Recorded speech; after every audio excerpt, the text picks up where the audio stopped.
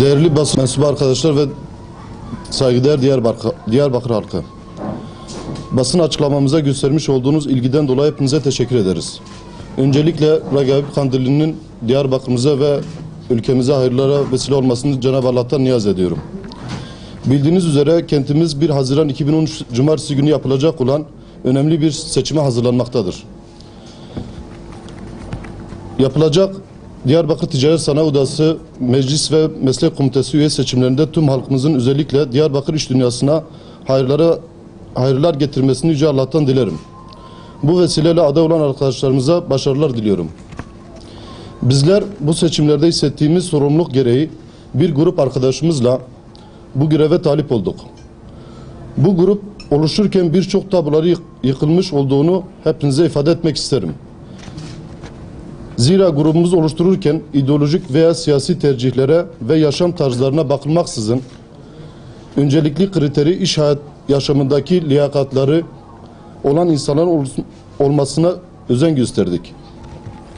Grubumuz iş dünyasının çıkarlarını gözeten, aynı hedefte buluşabilecek dinamik, katılımcı, istikrarlı, vizyon ve misyon sahibi bireylerden oluşmaktadır. Bundan dolayıdır ki oy pusulamızın rengi barış ve şeffaflığın simgesi olan beyaz renktir. Hepimizin bildiği gibi bölgemiz dolayısıyla kentimiz Türkiye koşullarında hassasiyetleri olan bir coğrafyadayız. Bu hassasiyetlerin iş dünyasına olumsuz yansımalar olduğu aşikardır. Bu yaklaşımla iş dünyasının ticaret insanının, çiftçinin, esnafın, sanayicinin yaşamış olduğu sorunları birebir görüşerek, yerinde incelemeler yaparak tespit etmiş bulunmaktayız. Tüm adaylarımızın kendi sektörlerinin etkin ve yetkin üyeleri olmaları sebebiyle bu sorumlulukları önemli çalışmalar ve projeler geliştirmişlerdir. Ve bu projeler grup toplantılarımızda istişareler sonucu olgunlaştırılarak belli başlıklara toplanmıştır.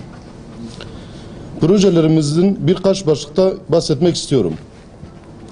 İlimiz bölgeye ve sınır ülkelerine hitap edecek bir ticaret üniversitesi, ticaret meslek yüksekokulu ve ticaret lisesi olmak üzere hedeflerimiz arasındadır açılmasıyla ilgili.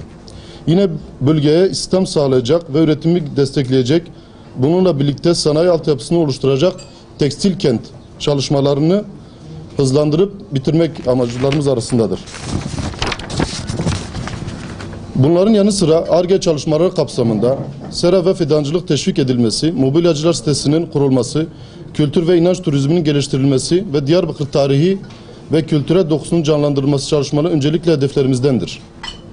Ayrıca bunlarla beraber mevcut OSB'nin eksikliklerinin giderilmesi, demiryolu taşımacılığının aktifleştirilmesi ve doğalgaz altyapısının aktifleştirilmesi hedeflerimiz arasındadır.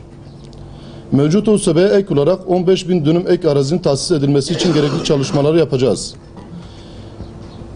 İlimize yatırım yapacak yerli ve yabancı firmalara teknik ve lojistik destek sunacağız. Şimdilik bazılarını saydığım projeler için grubumuzun teknik altyapısı mevcuttur. Göreve geldiğimiz takdirde tüm bu projeleri alt başlıkları ayırarak geniş katılımlı üye toplantıları daha geliştirmeye hedefliyoruz.